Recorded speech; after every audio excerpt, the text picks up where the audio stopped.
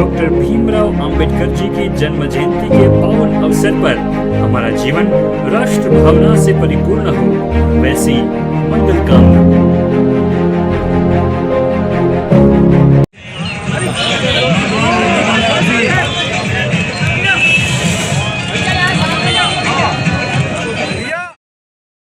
संविधान निर्माता बाबा साहब अम्बेडकर की 131वीं जयंती के मौके पर दलितों को साधने के लिए सियासत भी जमकर हो रही है। आलम यह है कि कांग्रेस और भारतीय जनता पार्टी बाबा साहब भीमराव अम्बेडकर को अपना बताने में कोई कसर नहीं छोड़ रही है। भारतीय जनता पार्टी प्रदेश की राजधानी से लेकर ग्राम पंचायत तक धूमधाम से अम्बेडकर जयंती मना रही है, तो दूसरी ओर कांग्रेस बाबा साहब के अनुयायियों के कार्यक्रम में शामिल होकर भीमराव अम्बेडकर को अपना बता रही है। जबलपुर में बाबा साहब को श्रद्धा सुमन अर्पित करने पहुंचे लोकसभा के मुख्य सचेतक और सांसद राकेश सिंह ने कांग्रेस के अंबेडकर जयंती मनाने पर तंज कसते हुए कहा कि अच्छा है कांग्रेस को सद्बुद्धि आई, क्योंकि कांग्रेस ने सारा जीवन बाबा साहब का विरोध करने का काम किया है। राकेश सिंह के मुताबिक कांग्रेस ने बाबा साहब को कभी भी चुनाव जीतने नहीं दिया। जब जब भीमराव अंबेडकर चुनाव मैदान में आए तब तब कांग्रेस ने उनके खिलाफ प्रत्याशी उतारकर पुरजोर विरोध करने का काम किया, क्योंकि कांग्रेस को डर था कि बाबा साहब जैसा व्यक्तित्व चुनाव जीत जाएगा तो सारा देश उनके पीछे खड़ा हो जाएगा।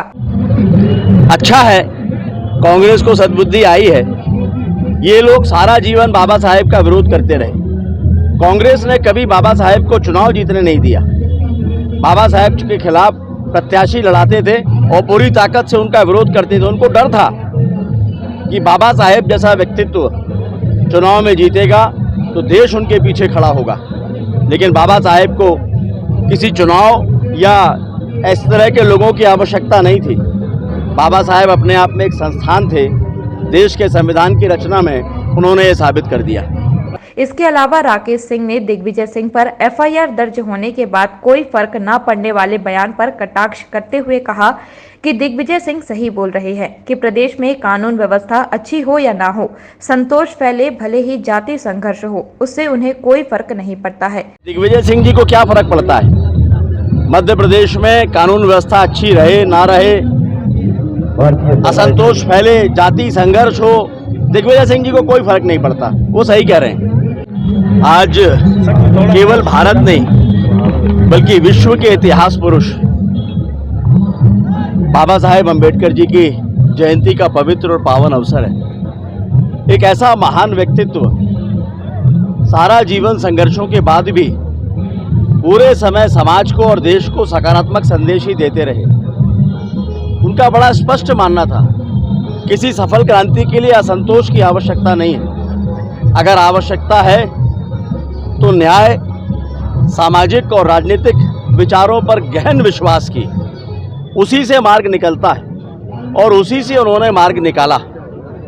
और आज इतने बरस बीत गए लेकिन बाबा साहेब के विचार जैसे दिन प्रतिदिन अधिक सकारात्मक और अधिक सार्थक होते जा रहे हैं। भारतीय जनता पार्टी और भारतीय जनता पार्टी की सरकारें लगातार बाबा साहेब के विचारों को लेकर आगे बढ़ रही हैं। देश में पंचतीर्थ बनाने का काम माननीय मोदी जी के नेतृत्व में भारतीय जनता पार्टी की सरकार ने ही किया है। और बाबा साहेब अम्बेडकर के विचारों को लेकर भारतीय जनता पार्टी निरंतर न केवल जनता के बीच में होती है बल्कि उनके सामाजिक न्याय के सिद्धांत को अपनाते हुए सभी को उस रास्ते पर चलने के लिए आग्रह करती है, प्रेरणा देती है। आज उन्हें नमन करते हुए हमने ये आशीर्वाद मांगा है कि देश विकास के रास्ते पर सदैव आगे बढ़ता रहे। सांसद राकेश सिंह के बयान के बाद कांग्रेस पूर्व मंत्री लखन घनघोरिया ने पलटवार करते हुए कहा कि बाबा साहब अम्बेडकर ने जो संविधान बनाया था इसमें सभी को सामाजिक समरसता, सामाजिक सिद्धांतों एक दृष्टि से देखा जाना था। संविधान को भारतीय जनता पार्टी अपने तरीके से बदल रही है। मजबूरी है भारतीय जनता पार्टी बाबा साहब के पास पहुंच रही है, उनको याद करने के लिए, साथ ही बाबा साहब के संविधान को भी वह पीछे पहुँचाने से पीछे नहीं हट रही है। आज बाबा साहब के संविधान को चोट पहुंचाने की कोशिश हो रही है। वो लोग जो आज बाबा साहब को मानने की बात कर रहे हैं, जिनने पहली संसद में बाबा साहब के महिला कोड बिल का विरोध किया, गुरु गोलवलकर ने संविधान की प्रतियां जलाई थी और वो गुरु गोलवलकर के वंशज आज बाबा साहब को मानने की बात कर रहे हैं। जो ऐलानिया कहते हैं कि हम संविधान को बदल देंगे, वो आज बाबा साहब के संविधान की बात कर रहे हैं। बाबा साहब के संविधान को बदलने की बात करने वाले लोग ऐलानिया आरक्षण पे चोट पहुंचाने के लिए निजीकरण का मामला लेके आए। वो कितने बाबा साहब के हिमायती हैं पूरी दुनिया जान रही है।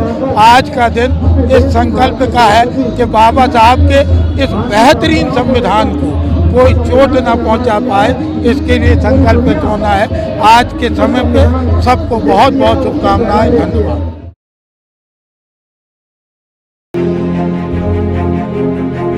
डॉक्टर भीमराव अंबेडकर जी की जन्म जयंती के पावन अवसर पर हमारा जीवन राष्ट्र भावना से परिपूर्ण हो, वैसी मंगल कामना।